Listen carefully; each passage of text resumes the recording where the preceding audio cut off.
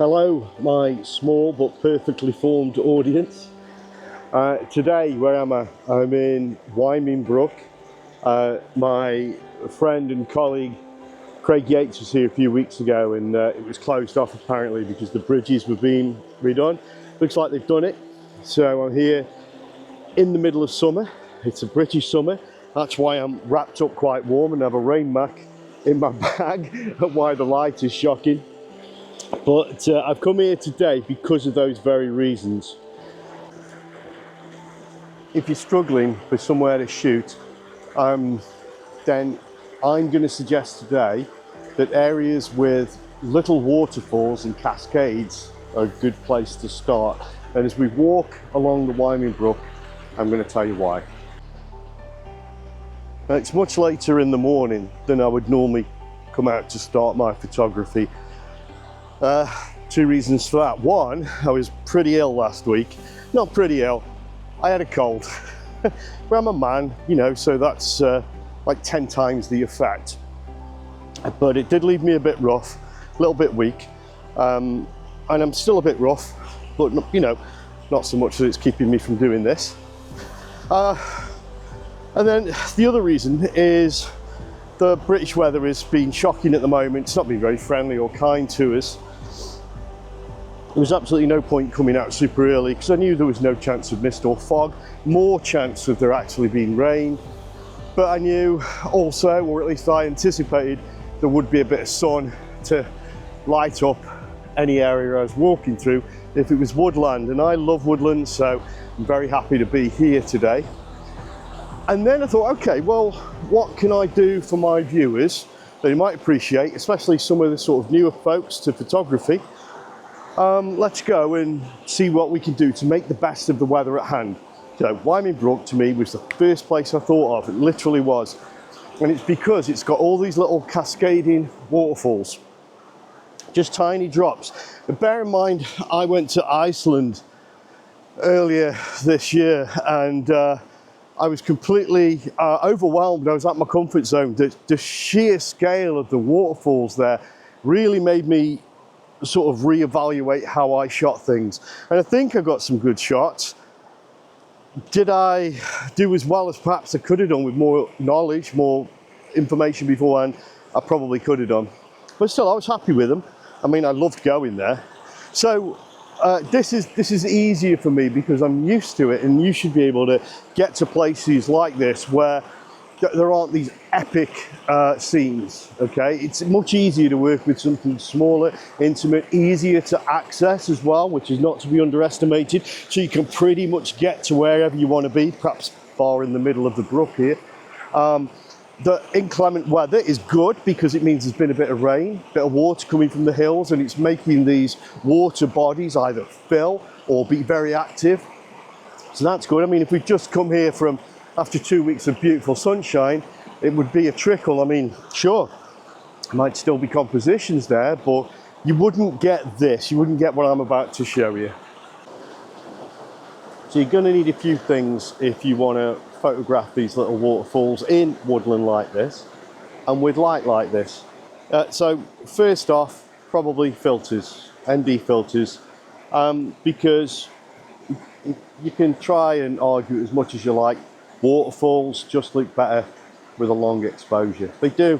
They look great. They look mystical and enchanting and relaxing, and you know, and you can do some great special effects with them sort of close in, and we'll look at that in a bit. But this little scene here, let's start with this one. So I think this is nice. I like this because it's got my little brook with a tiny little fall there flowing down. It's not often I shoot a fall flowing down, flowing away from me, but I think this one works. You've got this lovely big bushy fern there. You've got a very interesting log in the middle with a little bit of colour on it. The main thing is it's a focal point and it's breaking up this flow. You've got the rocks, a little bit of fern on the other side, and then the brook lazily meanders into the distance.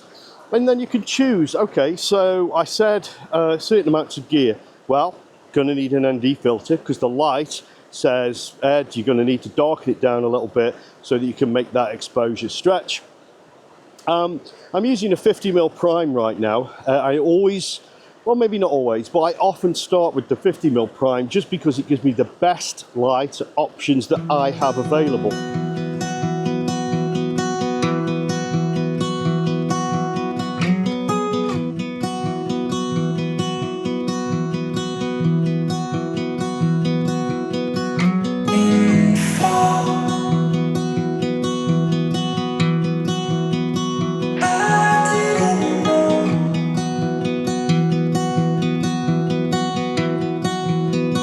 Winter would bring me you.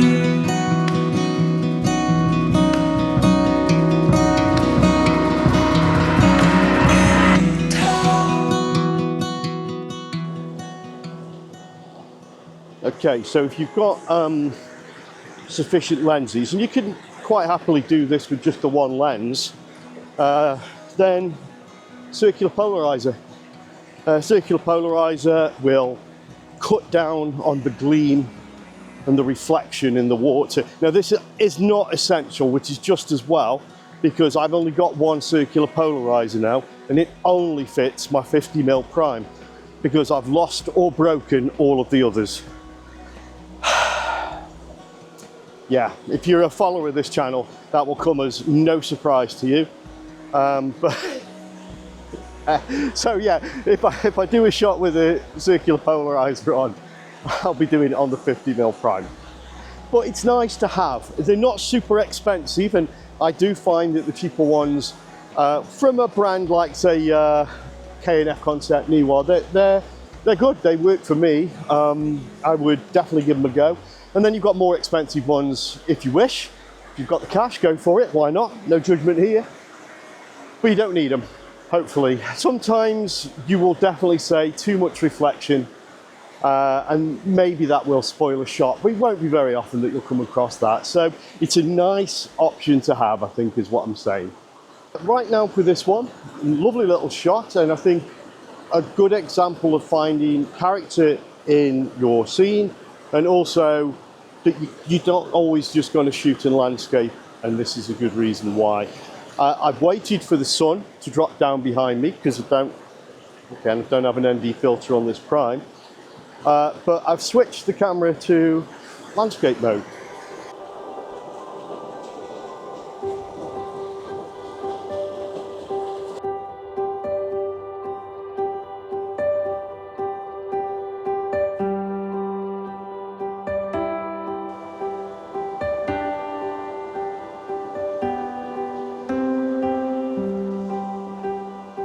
You know, when you're walking through Wyming Brook in the summer, you don't really get this in the winter. And I think even in the autumn, you don't really get this feeling, but it's very Middle Earth in the summer. The way I'm just going under a fantastic tree, the canopy of a tree. It's got great shape and the leaves are sort of bowing over. I may even sit here and have a bag of crisps or something because it is just divine. Let's swing the camera. I don't think you'll see the tree, unfortunately. I'll maybe take a photograph of it. It's just little scenes like this that you can just sit and enjoy, and don't worry about photographing it, are really great about walks like this.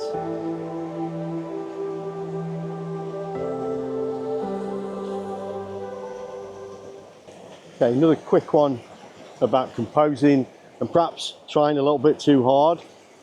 It's always nice to have foreground, especially with waterfalls, because whilst your focus might be spectacular, if there's nothing to kind of bring you into it, what you're really shooting is a photograph again. And we on this channel, we try and avoid photographs and go for compositions instead. So you're looking for foreground, but sometimes, like I say, you perhaps try a bit too hard. And let me show you a photograph it's not a composition. So let's say I'm looking at this little split of water, which I'll be perfectly honest with you, I don't think it's a great shot anyway, but what was interesting was this big rock. I felt that was a bit of probably an over-exaggeration, but it serves the purpose to say, this is too much. This is too strong. I mean, even right now, the light isn't striking there, but if it was, it'd be even worse. And that is, I mean, perhaps beyond it, the little rocks there would work, so you'd have to somehow get over this, but this is too much. And it's forced. People will immediately go, oh, foreground. And that's the last thing you need. You don't want people going, oh, Foreground, no. They should see that shot and it be as natural as possible. Super wanky thing number 2 is, it's a bit of a magician's trick, but you're trying to show that you didn't compose this photograph, this picture. You didn't do that. This just happened and it's beautiful because of that. But of course, the truth is that, like a really good author, you bring the reader into it without them realizing that they're being told this story. They want to learn this story from their own perceptions. So there you go. That's wanky thing number 2 here. Don't try too hard with foreground. Nice shot here, but with a few challenges. So this side, I think pretty good. Plenty to go at. I have trouble showing you these when I'm face on because it's tracking my face all the time because I'm so handsome. But on the right hand side, very, very big boulders, strong rocks. And then on the drop, just 2 things. One, the water is hitting it very fast, so you could get that ice cream effect. But there is enough break in it to make it work, I think. So a few shutter speed tests on that to see which one I like the best. Then on the right hand side, we've got that the milky swirls, okay, the foam, which can produce some great long exposure effects. In this instance, I don't really see it. I don't see it swirling around like we'd like. But I could give it a go, it doesn't hurt, I've got time. So I'm going to do a few shots here. I also like this one, incidentally, by the way. Let me just see that one there. Probably doesn't look as magnificent as the ones with the fast flowing water, but just that curtain of water can look quite nice if the light just hits it right. So we'll give it a go. Of course, what I'm making sure of, maybe that will work with the foam at the bottom. Just break it up a little bit. Give it a go.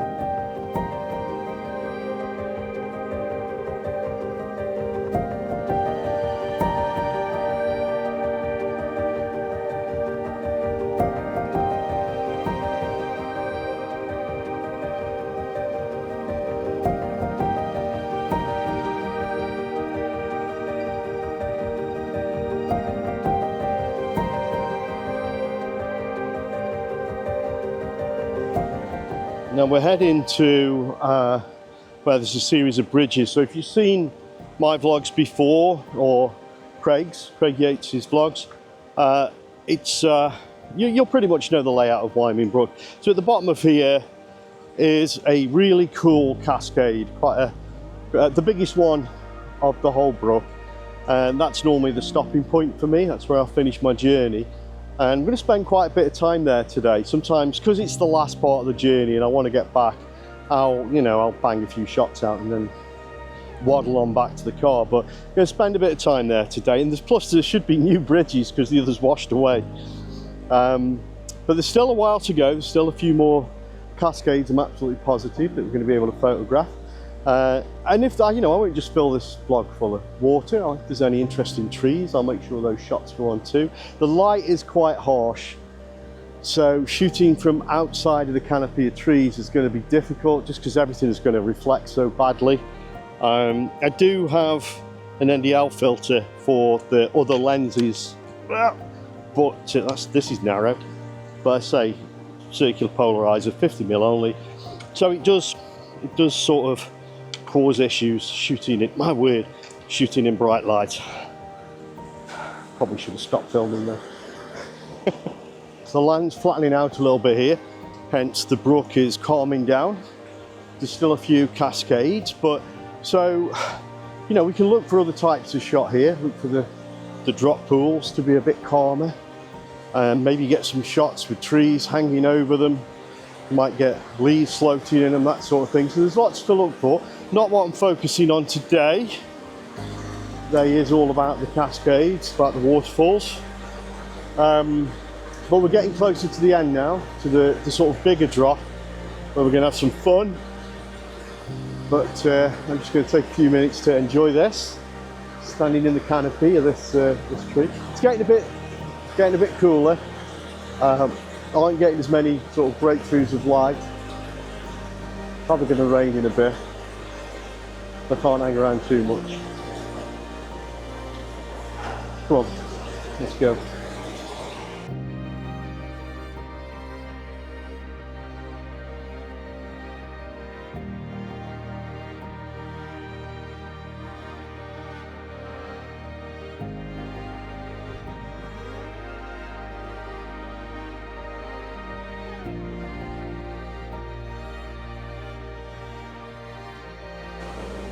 This is the end of the road for me today. So I'm gonna work around this particular scene. There's plenty going on. When I've been here previously and the water's been rough, this looks totally different. So again, another reason to come and visit these places in all seasons, in all weathers, to try and get different moods from them. There's a few things I'll point out that are good. There's a couple of things that are bad, but I'm not going to dwell on those. But a few things that are good. Well, let's start with this little cascade. When you see water like that, see how it's got the little striations in it, the little bars, they look great in a long exposure, and the drop isn't too bad. It's hugging, if you will, where the water hits. So this is nice, and it's coming off in that almost lightning type pattern to me. Up here, a little bit ice creamy, so you know, gonna have to work on that a little bit. We do have a bit of foam floating around in a circle there. It doesn't have much pattern to it, unfortunately, so it may just look like a swirly blob, so that may not work. Just so you know, we can go down from the bridge and stand on this bit here, so we can get really, you know, right across the image that way and getting close to it. Moving up, we've got a cascade here. It's not very powerful, it's not very big, but it's pretty.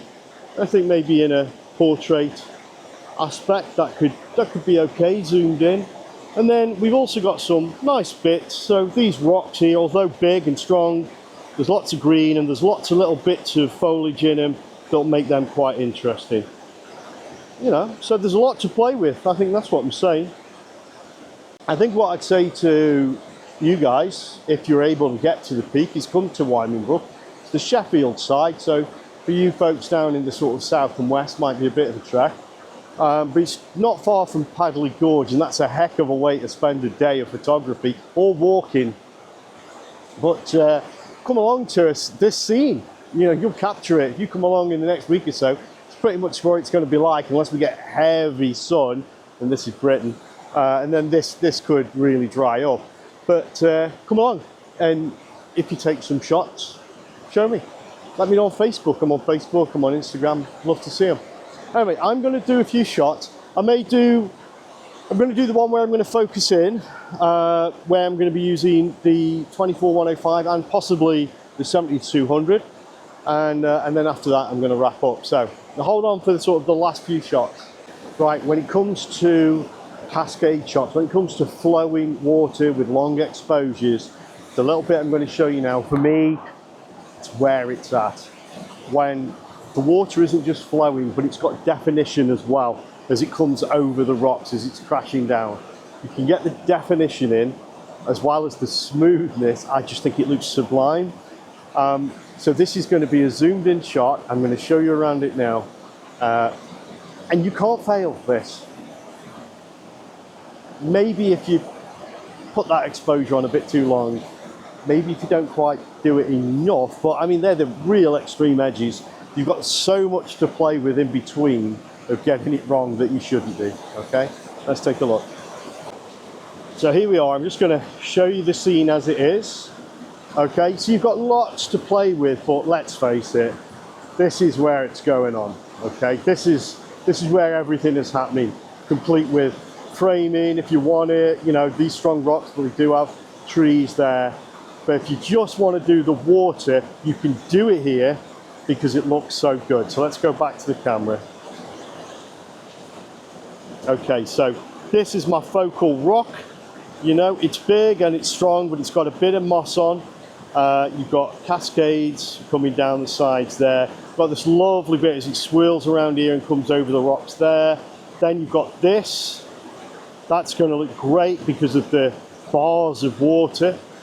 The impact into the drop here isn't so great that it turns to ice cream. It's going to, if we just get the, come here, we just get the shutter speed right, we will still have some definition in this. It's going to look wonderful. Just this bit, just that close in. I haven't gone 7200, this is 24-105. It's at 50 mil, so if I wanted to really sharpen this up, I could switch to my other lens, but I don't think I'll need to. This is looking pretty good. So anyway, I'm going to do some shots, some close-up shots around here, put them up, and that'll be the end of it all. I hope you've enjoyed this, and you're going to come along for more vlogs. If you're new, welcome. I'm Eddie Skelson, Peak District photographer, and this is the kind of thing I do. I'm not as grumpy as I normally am today, even though I've been unwell. But I really love coming to Wyming Brook. It's great that it's all open again. I think, considering the not so great lighting conditions, it shows you can come out. Come to Woodland. You'll rarely get let down in Woodland. And then if you come where there's so many different scenes, okay, these are all the ones I've done today, have been water-based. But it's super easy to do this sort of stuff. And, you know, it isn't just about sticking on 1 second exposure and away you go. It's finding that sweet spot that gives you the definition of the water, okay? And making sure that there isn't something in the scene that detracts from what you're trying to show. That's what it's all about. Thanks again. The shots that I do now are going to come up shortly. Have a great week, and I'll see you for the next vlog.